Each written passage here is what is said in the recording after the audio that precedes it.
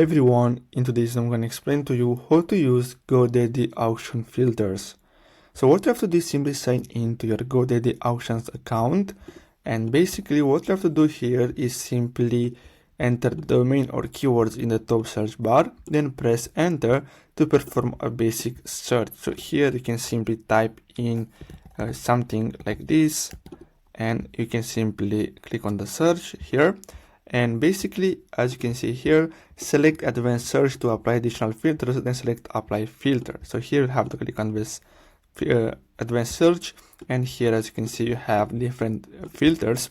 And as you can see, keywords, search for listings that match, begin with, contain or end with your keywords. Time to end, search for listings by the length of time remaining before the auction ends. Price, search for listings that have a buy now price. Then type, search by auction type, and as you can see you have others option here. If you want, you can simply pause the video and look at them. And the last step is to save your search by selecting searches and save current search, and basically that's all you have to do. So I really hope you found this video helpful. Don't forget to like and subscribe, and see you in the next video. Thanks for watching.